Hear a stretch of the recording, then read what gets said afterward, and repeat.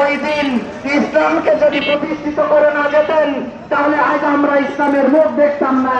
আর যদি 61 হিজরিতে ইমাম হাসান আলাইহিস সালাম সেই দিনকে রক্ষা না করতেন তাহলে আজ আমরা মসজিদের মেম্বার থেকে খুতবা শুনতে পারতাম না, মসজিদের মাইক থেকে আযান শুনতে পারতাম না।